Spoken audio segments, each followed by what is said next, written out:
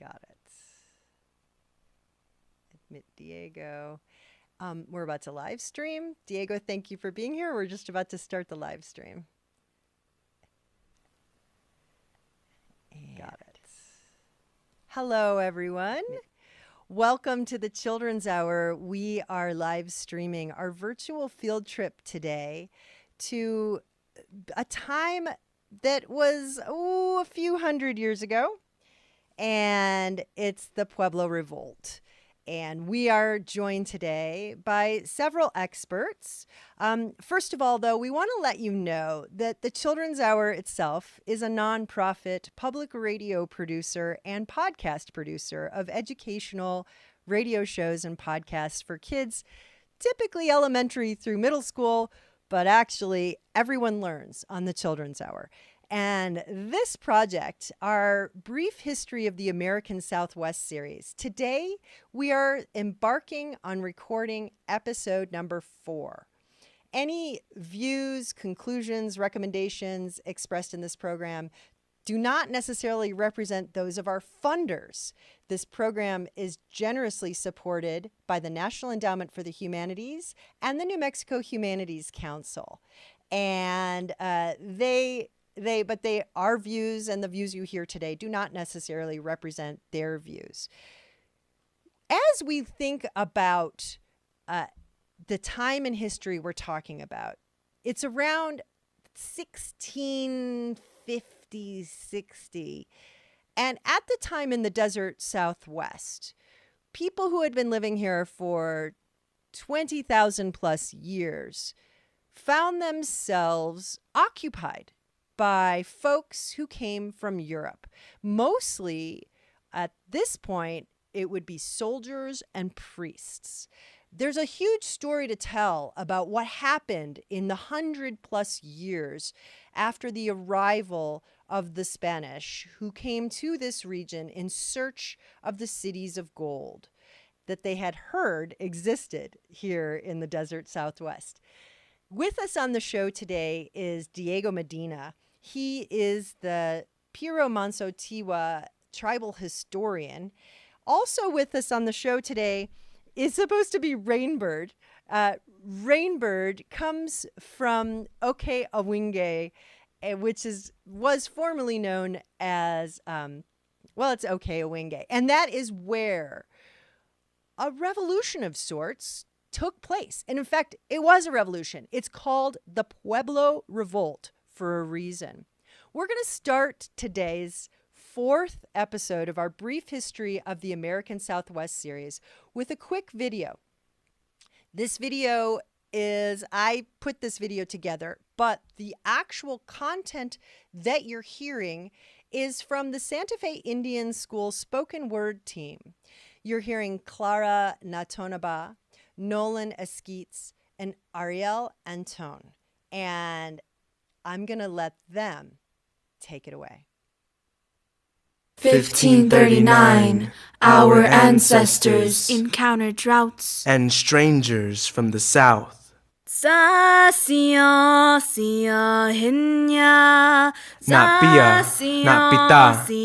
mothers, my fathers, we heard you white men were out there, so we came to welcome you with a dance.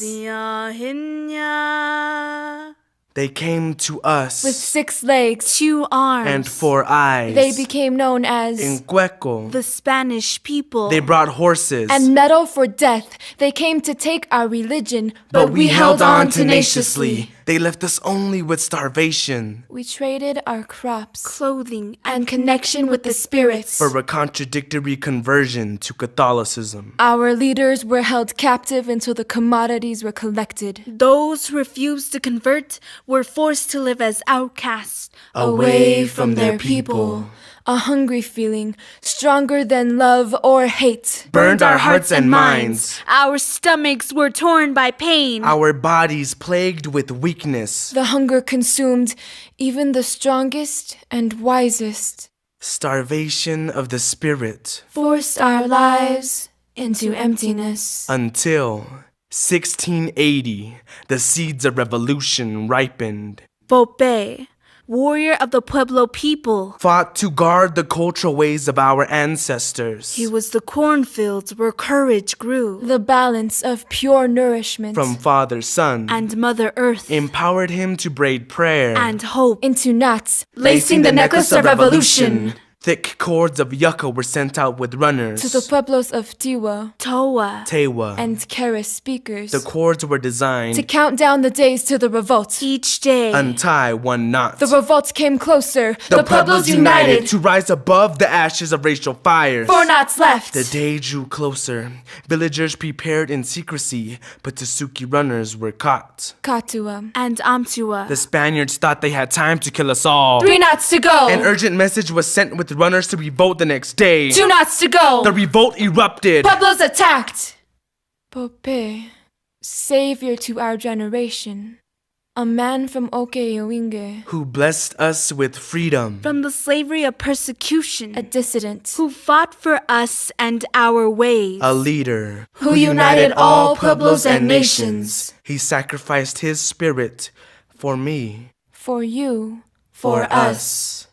Today, images of who we are become clear as we flip through worn textbooks of ancestral times. Day by day, we stand proud. Our skin as brown as the mountains our people dwelled on. Our eyes filled with ancient tales that flow in the rush of a stream. Our fingers weave intricate blankets of colorful tradition. I live today. I live today. I live today.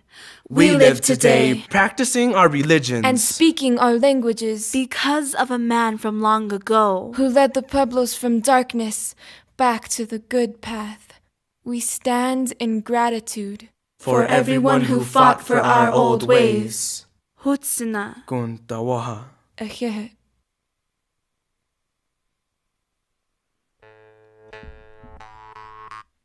Well, I hope you enjoyed that presentation. And thank you, Yen. And that is really one of my favorite pieces of spoken word maybe I've ever heard, because it tells this story and it does not dwell on the violence, but there was violence.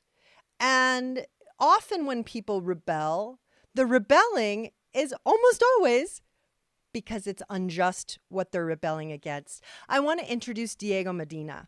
He, as I mentioned before, he's the tribal historian for the Piro Mansa Tiwa tribe down in, it's near Las Cruces, New Mexico. And welcome to the Children's Hour again, Diego. Thank you so much for being on this project. Of course, yes, thank you. Hello, everyone. That was a wonderful spoken word piece. I'm so happy I got to see it. I haven't heard that one before, but they did an incredible job of telling the history in such a poetic way. So yes, my name is Diego Medina. I'm the Tribal Historic Preservation Officer for the Piro Mansa Tiwa tribe. I'm also an artist, a full-time artist as well. And so I live part-time in Las Cruces and part-time in Nambe Pueblo, just north of Santa Fe. So good morning, everyone. I'm really happy with how thorough that video was of capturing a lot of the history. And I think we can go over a little bit more of that right now, just to kind of get a broad picture of what happened during that time and what led to the need for a revolution in New Mexico that the effects of are still being felt today, both in good ways and in not so good ways. And so the Pueblo Revolt of 1680 is one of the most significant events in all of American history. In some ways, it really was the first American Revolution, because it was a successful revolution against oppressive forces in our own state of New Mexico to return and restore balance to the land. And so the background of the Pueblo Revolt begins with this need to reintroduce the old ways, as the poets mentioned, into the communities so that way balance can be restored. When we think about our ceremonial traditions and practices in our tribal communities in New Mexico, they're deeply interconnected with the entire ecosystem. And so our role with our ceremonies and as humans is to maintain that spiritual balance with the ecosystem. In the same way that every animal has their place and their own role in the ecosystem, we have ours as well. And so when the Spanish forces came in the mid 1500s and forcibly tried to shift the lifeways of people living in New Mexico and the religious practice living in New Mexico, it also came with some environmental conditions that were not so favorable. And people started to notice that um, things were shifting in ways that were um, alluding to potential poor harvests and environmental collapse and things like that. And so, really intuitive, inspired leaders like Pope realized that the Pueblo Revolt was going to be necessary. So that way, the traditions of the Puebloan people can once again be at the forefront of the cultural practices of communities. So that way, we can reintegrate within the ecosystem and keep that balance going. And so, the driving force behind the Pueblo Revolt was actually ecological. It was for the sanctity of the entire ecosystem we live in. So that way, the health of New Mexico and all of the plants and animals living here can be ensured. So some of the background for the Pueblo Revolt, like they mentioned in the poem, 1539, 1540, that's when things really started to change here in New Mexico. And if we look at the timeline, that's only 140 years from when the Pueblo Revolt actually happened. And so within 140 years, the Puebloan religions were banned, the agricultural practices were changed, the community structures and social structures were changed, so much so that people were suffering and the land was suffering as well. And, you know, a lot of people were getting imprisoned for practicing their own cultures, and sometimes getting, you know, more violent punishment for practicing traditional Puebloan culture and religion here in New Mexico. And of course, people were getting enslaved, and religion was being forced upon the first people of this region. And so the necessity of the Pueblo Revolt came out of a need to push back against what was happening to people and to the land here in New Mexico, and to make sure that balance could be restored. So, like the poem mentioned, Pope was a very intuitive and smart person, and he had a lot of spiritual intuition that led him to know that this revolt was going to happen and be successful. And so he devised the entire plan of how to put this together and recruit all of the Puebloan communities. Now, in New Mexico, back during the 1500s, and of course before that, there were a lot of Puebloan communities. So many Puebloan communities. There might have been hundreds of Puebloan communities. We know of a few of them today, but there was so many different villages all.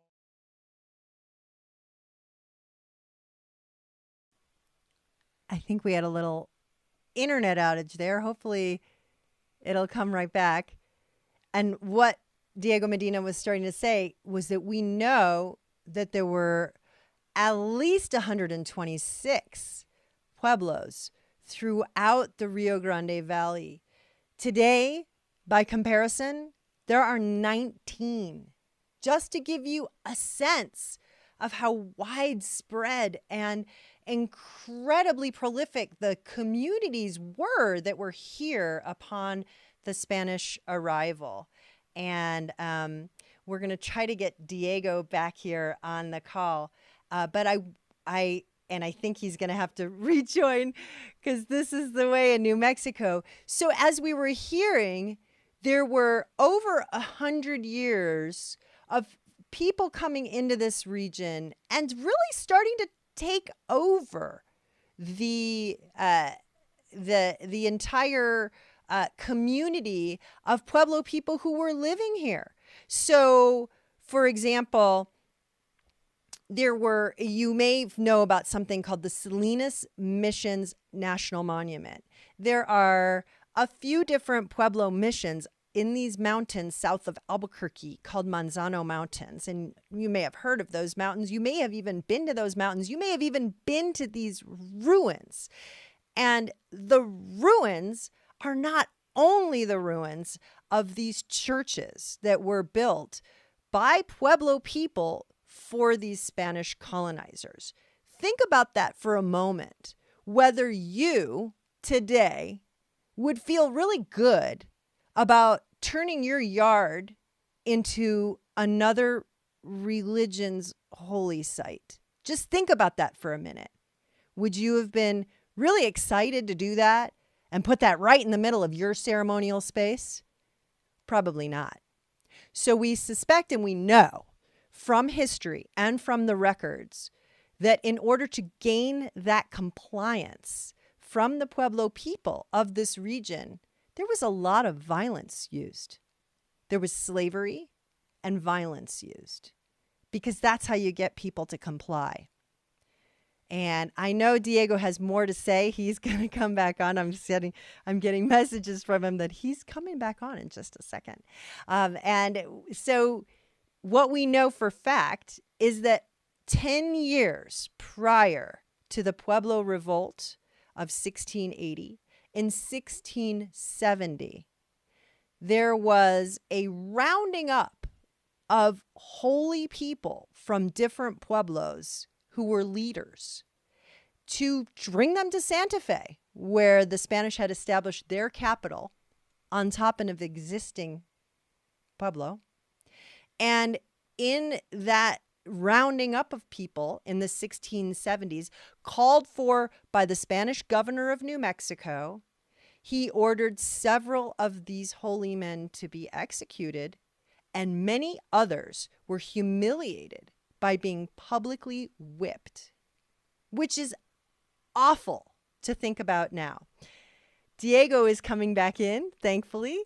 And Diego, I just wanted to let you know, as you're coming back in, that I was just explaining, I know we lost you, and you were just about to say there were hundreds of pueblos, and there were at least 126. And as I was explaining to the folks and the kids on this call, and there are some classrooms of kids here, that can you imagine in your yard today having strangers come here from a faraway place and say, right here, we're going to build a church and you're going to build it? The only way that that could happen is through force. That led to 100 years of bitterness about being forced to have these buildings in the center of what were already holy places for Pueblo peoples. I'm thinking of Abo down in the Salinas missions. And if you go there and look at it, and I can dig up a photo while you're talking and share it. If you go and look at it, you can see this church that remains in the middle of an unexcavated series of kivas and pueblos, Pueblo ruins. And you think to yourself, wait, why would people agree to do this? They didn't agree. It was forced upon them. And after 100+ years, you get pretty bitter. And I just come to the 1570 or the 1670 rounding up of people to Santa Fe and the horrors that happened. That 10 years, one of the people rounded up, and that roundup was Pope himself. Please take it away, Diego. Absolutely, yeah. And I'm sure one of the things Pope foresaw was, of course, the terrible service we get across New Mexico. I'm in Nam Bay right now, and I kept talking for a good 3 or 4 minutes at least until I realized that the service had gone out. So thank you for that. I'm stepping outside right now to see if that makes it a little bit better. Oh, it's okay. It's okay. We're already thwarted by our other guests. Can't get it at all because of the service here in New Mexico. So for those of you watching who might be from the National Endowment for the Humanities, just know we try to give our humanities education. It's a challenge online in a state that has limited services. Yeah, go ahead, Diego. Thank you. Yeah. And so when we come to the point in the 1670s when Pope is really feeling the tension and the need to execute this revolt, he devised an ingenious plan to create a calendar system to inform the other Puebloan communities that this revolt was going to happen.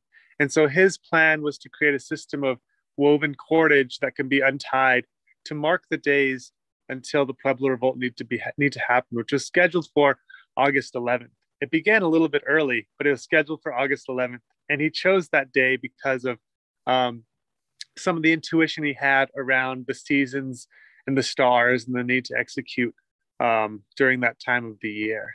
And so he had Cato and Omtua, the two runners, take these cords to all of the other Puebloan communities who were participating in the Pueblo Revolt and informed them to untie the knots to let them know when the revolt needed to happen. Cato and Omtua were two runners from Tesuque Pueblo who, a few days prior to the revolts, were actually captured by the Spanish and forced to tell the Spanish what the cords were used for, which is why the revolt had to happen a little bit on the day before August 11th, a little bit early from when it was scheduled to happen. Now, when we talk about the Pueblo Revolt, the reason I call it a first American Revolution is because it was successful. Similar to how we look at the American Revolution in history, when the Americans at the time defeated the British and gained sovereignty from the British people. That happened in New Mexico, where the Puebloan people had a revolution against the Spanish and regained sovereignty against the Spanish people. And so the Spanish forces, which were actually pretty small in New Mexico at that time, or in the Santa Fe area at that time, 1,000 or so people scattered throughout the Santa Fe area, and only a couple of hundred actually participated on behalf of the Spanish in the Pueblo Revolt as soldiers. And so the Puebloan forces were way more organized, which led to a successful revolt against the Spanish and the eventual exile of the Spanish people from northern New Mexico. And what we have after the Pueblo Revolt and the success of the Pueblo Revolt is a 12-year period of revitalization. One of Popé's main goals was to reintroduce all of the traditional religion and cultural practices of the Puebloan lifeways back into this part of the world, so that, again, like I said, we can have that ecosystem balance and restore the original ways which were intended to be on this land. The aftermath wasn't so smooth, because after 140 years plus a big violent battle and revolution, things were pretty destabilized. Life, you can't just pick up the very next day and be like, all right, that's done with, let's get back to it. It took a lot, and people were killed. There was things to clean up, and it was very destabilizing. And so those 12 years, of course, there was a lot of strife with people having to rebuild their communities, reintroduce their practices, work on getting the agricultural season back in where it needed to be, and all sorts of other things, plus contending with the things the Spanish brought that people had already adjusted to. Within 140 years, a lot of things can change. If we think about 140 years ago from today, that was around 1880. And so if we think about how our great-great-great-grandparents lived in 1880 compared to how we live now, it's very, very different. And so much had changed in the lifeways of the Puebloan communities after the introduction of Spanish culture that there's a lot to sift through and sort out, and a lot to reconcile. Now, the Spanish were exiled down to a place called Paso del Norte, which is present-day Juarez and El Paso area, right on the borderlands between the United States and Mexico. The border wasn't there at that time, and during a certain time in history, Paso del Norte was considered part of New Mexico province, but nevertheless, where it's located today is right there in El Paso and Juarez. And that was a place where the Spanish fled to and took all of their slaves and priests and everybody with them down to establish some Pueblo communities in Paso del Norte. And when we look at New Mexico history, not only is the Pueblo Revolt significant, of course, for United States history, it is probably one of the most, if not the most important historical event in New Mexico history, because it really created all of the communities and the cultural framework we see today in New Mexico, and also the split between northern New Mexico and southern New Mexico and those cultural differences. So in the aftermath of the Pueblo Revolt, all of the central New Mexico Puebloan communities were also abandoned. And so you had a period in history where there was nobody really living in central New Mexico, save for a few scattered little villages. And you had all of the Spanish people exiled from northern New Mexico and the destabilization of the communities up in northern New Mexico. And then you have this new reestablishment of all these communities in the Paso del Norte area, which was, again, going to become one of the biggest travel and trade outposts in this part of the world. And so you have the development of new, larger communities and shifting cultures because of the Pueblo Revolt. And what we see in New Mexico today is a reflection of what had happened during that time of the Pueblo Revolt. We still have, of course, Puebloan feast days and dances, and Pueblo languages spoken, Pueblo agricultural practices, so on and so forth. And those are all thanks to the success of the Pueblo Revolt. And our Puebloan people are able to continue on the religious practices that are original to this land because of Pope's vision and how successful the Pueblo Revolt was. And so it really is an important event to understand who's here today and how the cultures look today. And also just how we're able to understand the state geographically today. So, like I said, there's 12 years of exile. And the Spanish people, it took them 12 years up until 1692, when, along with the help of a bunch of soldiers they recruited from Mexico, to come up and reestablish a presence in Santa Fe once again. Only this time it was a little bit different. And because of the destabilization of the northern Puebloan communities, of course, there wasn't an attempt for, the same type of second revolt to try and exile all the Spanish out of northern New Mexico again. So the Pueblo Revolt was a successful event, but then in 1692, the Spanish did come back up into the Santa Fe area and reestablish a presence and a community, along with some other communities. That's when we start to see a lot of any sort of land grants come in. That's when we start to see the Analco land grant come in, which was given to a bunch of Mexican allies of the Spanish. And so you really start to see these different cultural shifts happen. But at the same time, what we do have still is the continuity of the Puebloan religious traditions, which is a testament to the success of the Pueblo Revolt. Now, moving a little bit more into some of the larger, broader history of the Pueblo Revolt, there's actually a lot that happened in southern New Mexico that relates a little bit more to where I come from, that tells the history of the Pueblo Revolt in it from a different angle. And so after the Pueblo Revolt, like I had said, all of these people were kind of taken down to Paso del Norte, and different missions were established. And so the same kind of thing you see happening in Santa Fe happens down in Paso del Norte, where all of the native slaves taken by the Spanish down to Paso del Norte were again forced to build churches and missions and live in those churches and missions. And the Catholicization of people began in Paso del Norte as well. And Paso del Norte, Juarez El Paso, ends up becoming a very, very large city. Even today, it's one of the largest, sister city combinations in this part of the world. It's a very huge place. And it was a place of so much influx of people. And what we have is kind of a severed state because of the Pueblo Revolt. We have a very disconnected northern and southern New Mexico, culturally and otherwise, because the Pueblo Revolt really was a fracturing moment for the state.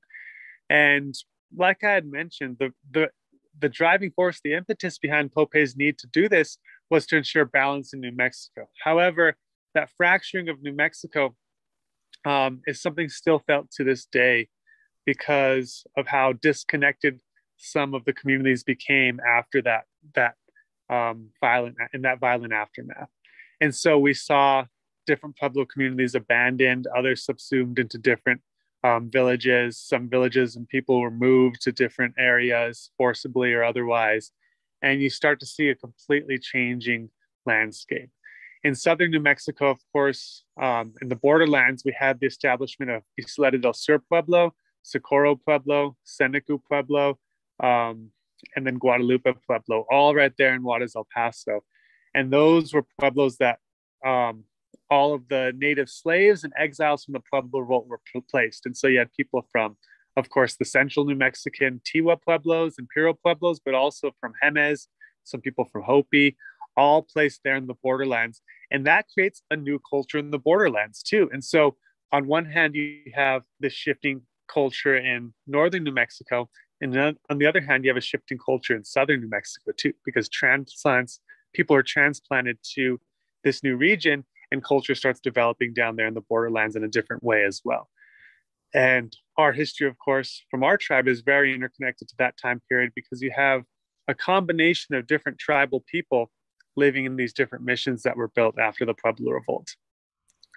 So the 1692 re-entrance of the Spanish into Santa Fe was something that, of course, wasn't in the plan of the Pueblo Revolt. But nevertheless, it is something that made the state what it is today, how we see it and how we know it. And so it was also something that led to a very important culture shift again in northern New Mexico, and a lot more of a diverse cultural shift. And so during the 1700s, we actually get a period of some decent coexistence among Spanish communities and Puebloan communities because of the shared cultural practices that had been introduced between 1540 and 1680. And so you start to see the use of shared acequia systems, the use of shared cattle, the use of shared sheep between the Pueblo and Spanish communities, and also agriculture and even labor to some extent. And that was kind of something that you wouldn't have expected to happen before the Pueblo Revolt. And so after the Pueblo Revolt, even though it wasn't necessarily... Uh-oh. We lost you again. Goodness gracious. Well, one never knows with the one never knows with the internet in New Mexico how things go. Diego, between Mexico to be, and so we have a very culturally rich state, especially north. A lot of us are. I'm so glad to see you because we lost you for a second again. But you started to say that the Pueblo Revolt led to this bleeding of the cultures into each other because of people being taken away from their homes and brought down to build these missions, which then led to its own culture that was down in southern New Mexico with people who had come from other pueblos. And in fact, it was the Pueblo Revolt that enabled those cultures to preserve their unique identities. Is that Absolutely. Really what I was hearing? That's exactly it. And, you know, even what we see today in northern New Mexico, we have this combination of different cultures coexisting in the same landscape. And that's due to the Pueblo Revolt as well, because prior to the Pueblo Revolt, the goal of the Spanish was to completely get rid of any semblance of Puebloan culture and religion and assimilate everybody. And that was still kind of the goal of the missionization force. But nevertheless, the 1700s, we saw the persistence of both Puebloan culture and also the reintroduction of Spanish culture into northern New Mexico, and a cooperation between those two community groups. So the culture of New Mexico that we know today is indebted to the efforts of the Pueblo Revolt, so that we have both Puebloan culture still vibrant in New Mexico, and we also have the Spanish culture as well still in New Mexico. And while there is cultural overlap and sharing, there's also cultural distinction and cultural continuity from both sides. And of course, the continuity of the Puebloan religion and culture here in New Mexico that persisted because of the success of the Pueblo Revolt. So it's such an important point in history to understand, because everything we know about New Mexico today can be traced back to the efforts of the Pueblo Revolt. And we can see how that set the foundation for allowing the people and the communities that we have here today to be here. And so our beautiful culture in the state, and even the beautiful hybridity in some sense that we have culturally throughout our state, is because of the success of the Pueblo Revolt and the efforts of Pope and other leaders to ensure that the Puebloan lifeways could remain here in New Mexico, and that the religious traditions and the ceremonial traditions of Puebloan people, which again are part of the greater ecosystem of this region, could remain intact. And so I want to give a chance for our kids who are listening and watching right now to put questions into the chat, or you can also, unmute and say, we have a question if you'd like. I have a question before you go any further, Diego, for you, which is when I go to a place like Abo, which these are these are national parks that are celebrating these Spanish mission ruins. When I go to a place like Abo and all those missions up there in the mountains, they feel abandoned and left in a hurry. And I wonder, where did those people go? Did they consolidate with other pueblos, and that's why we have 19 now and not 126? But they clearly got abandoned. And were they abandoned at the same time that the Spanish were pushed out? And was that part of the strategy, was to bring more people together? That's a great question. So a little anecdote. I recently did some of the consultation work with the National Park Service on the Salinas Pueblo site. And so I was out doing consultation for Abo and Gran Quivira in Colorado and all those Salinas Pueblo sites in the area.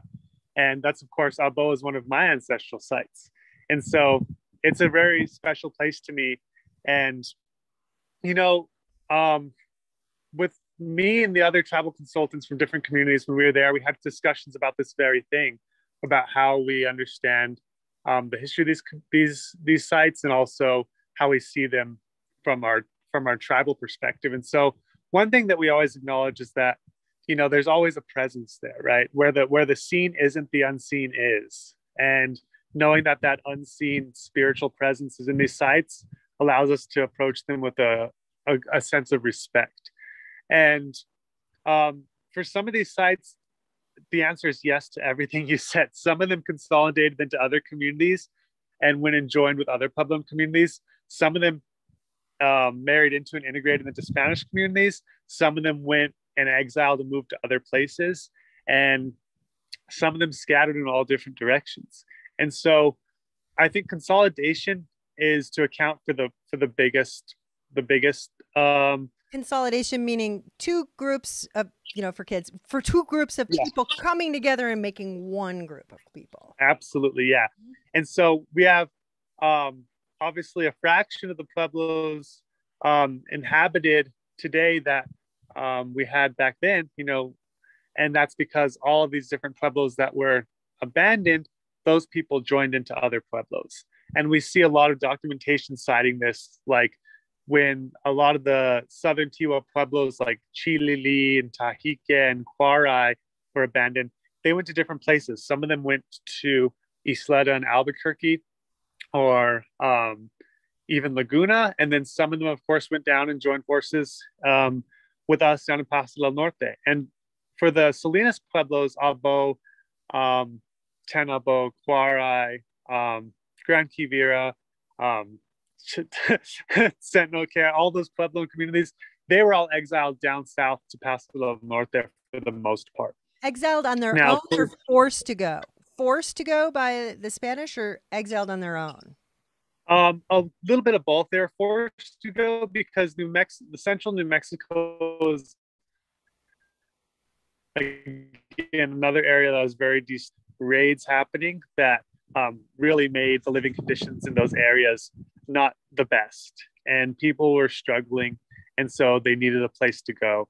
And a lot of them, most people were taken as slaves by the Spanish, and some of them went along because they had nowhere else to go. And so, yeah, the removal of people from the communities is obviously not people's first choice, but it's something that happened because of the conditions of the time. And we see throughout this time period in the 1600s, even before the Pueblo Revolt, people were already leaving communities. The first Tiwa Pueblos abandoned, or some of the first abandoned, were Tajique and Chilili. And those are kind of not too far from Mountain Air, a little bit north of Mountain Air, near the Manzano Mountains. And those communities were abandoned because they were they were dealing with so many different living conditions that were not allowing people to survive very well in that region. at the time because of forced religion and changing climate and raids and so on and so forth. And so those two communities left all the way back in like starting in the 1620s. They were starting to abandon and move to different communities and consolidate and integrate into those communities so that the people can survive living somewhere else. And so, yeah, this is a great map because we see where all of those, well, not all of them, but where a lot of those communities we're talking about are right there. And this map's really great too because you can see the location of all the Pueblo communities and how interconnected we actually were, because the Salinas Pueblos are connected right to the Galisteo Basin and the Pecos area. And those are connected all the way up to the northern Tiwa Pueblos near Taos and Picaris. And then, of course, you have all the Tewa Pueblos right there, bunched together on the Rio Grande. And there's a very clear line connecting all of these Pueblos with one another. And so the way that New Mexico and the highways are structured today, sometimes you can't really see how efficient travel between Pueblos would have been. But when you look at a map like this, you could be like, oh yeah, it's kind of a straight line from Abo to Taos in a way. You can just walk right up and camp out at all these different communities along the way, and you could easily trade with Taos all the way down to Abo and even further south than that. And so the way that the Pueblos were oriented in the geography of New Mexico was very strategic, and it allowed for efficient trade and efficient communication between the Pueblos and also efficient care of the ecosystem. And so very strategic placement of all the Pueblo communities, which is also what led to the communication in the Pueblo Revolt to be efficient as well. And so the cordage system works so well because the runners were able to disseminate the information about the Pueblo Revolt and the cordage and all the timeline to all these different Puebloan communities effectively by using these old trade routes that were in place during this time. And so there were a lot of Puebloan communities that were all interconnected and all in communication and trade with one another. And during the 1600s, leading up to the Pueblo Revolt, that's when people started to feel these shifts affecting their daily lives and their ability to live healthily in their communities. And so that's what led to the abandonment and to the Pueblo Revolt. Let's see what other questions we got. Yeah, do we have questions from the kids who are watching or anyone who is watching? If you have questions and you're on our Zoom call, you can put them in the chat or you can unmute yourself and ask the questions.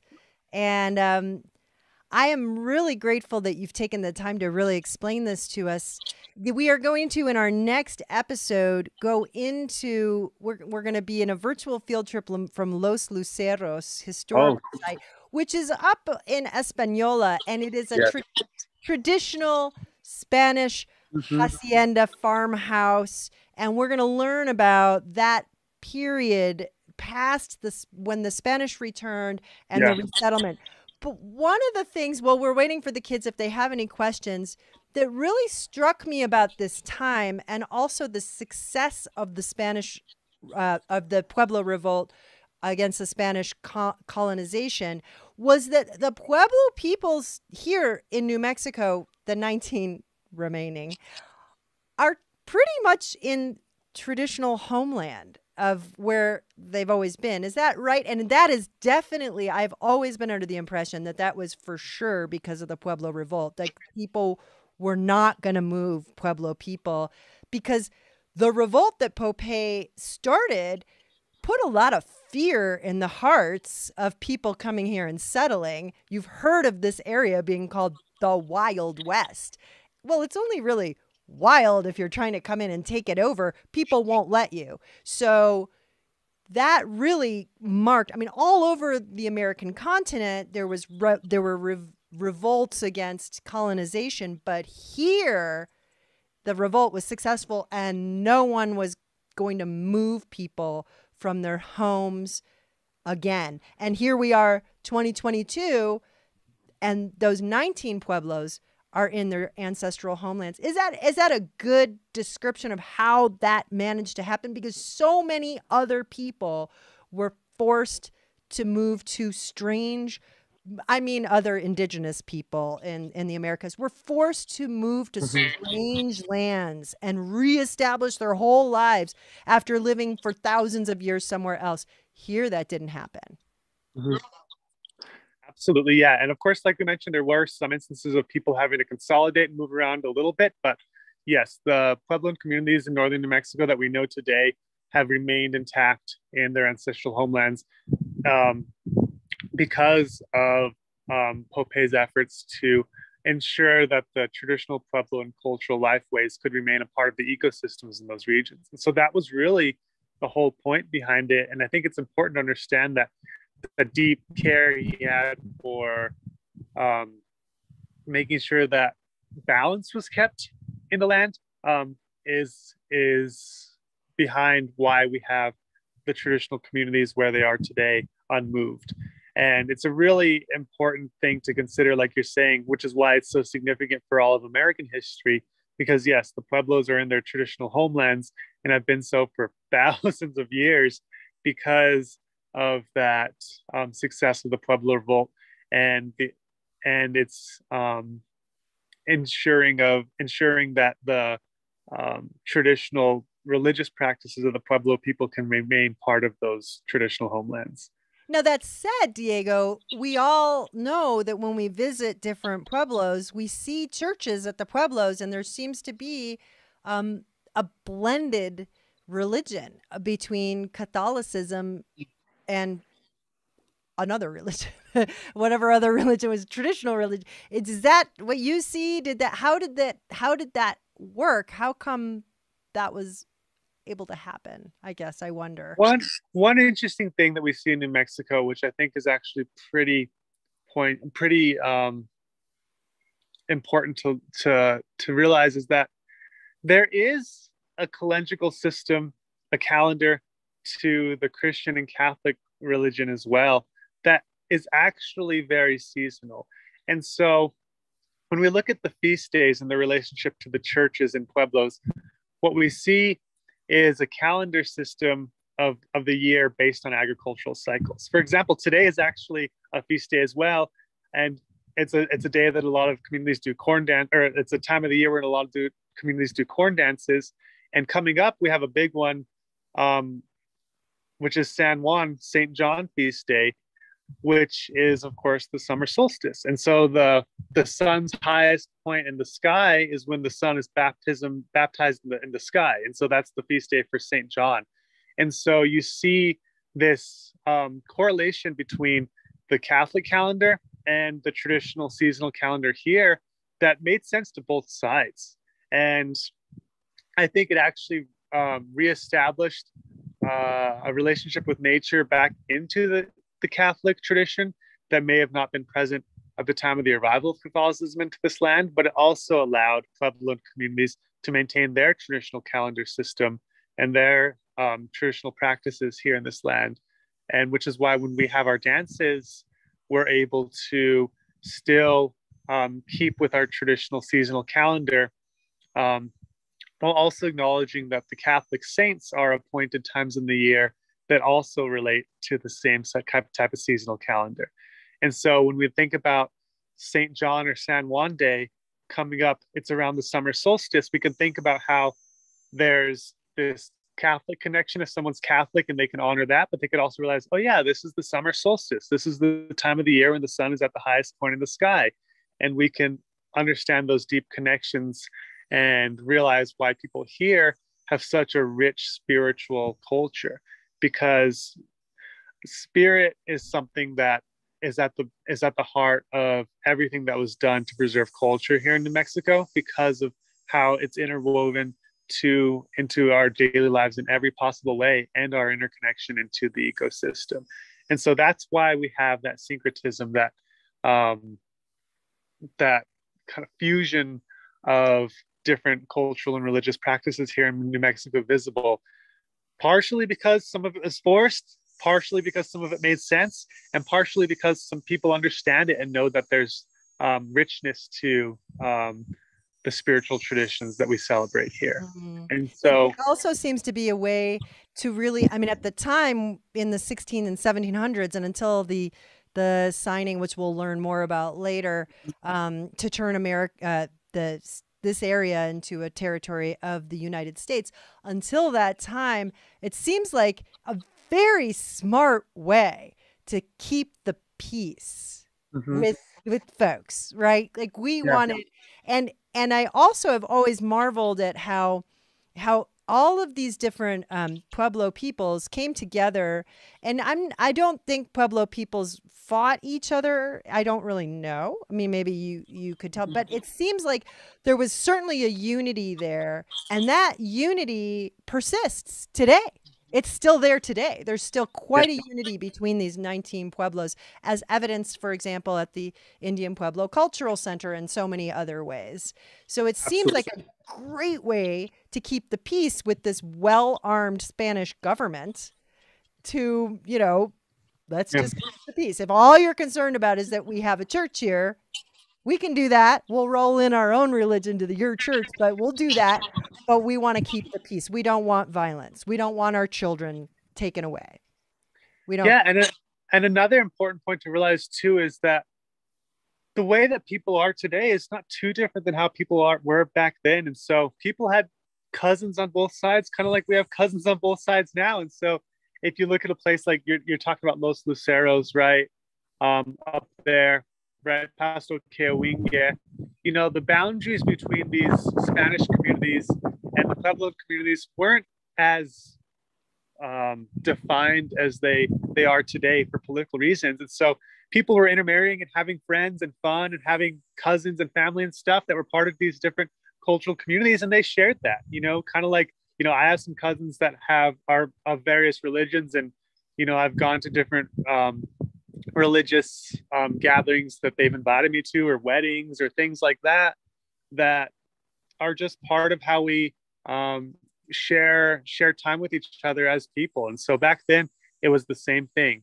People had a cousin that was married into the family that was Spanish or whatever, or a cousin that was native married into the family, and they started hanging out with each other. And amidst all of these that's how we get rid of prejudice, right? When we get to know people, it kind of changes the story. And I don't mean to interrupt you, but we're running out of time, and we do have a question from the kids at NACA School's 4th grade here.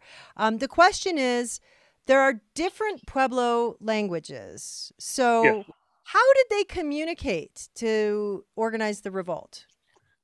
People were kind of like today, people were multilingual.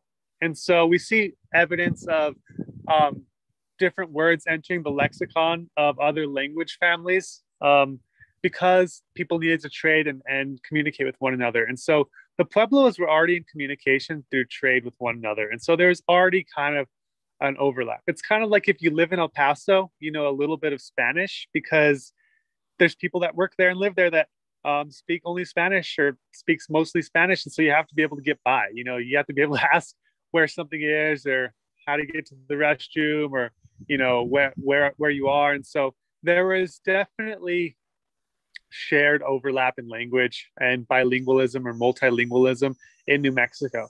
And I have evidence of that in our language, in our vocabulary, because in the words we use for our traditional Puro language, there are loan words from Tiwa and loan words from other native languages that are due to the trade that was already going on. And so even before the Spanish had gotten here, our Puebloan communities were trading and interacting with each other.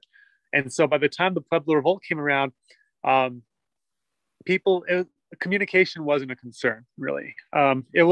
People knew how to communicate with one another, knew how to speak each other's languages in the same way that, I could, if I went to Spain right now, I could speak a few sentences of Spanish and find my way around a little bit.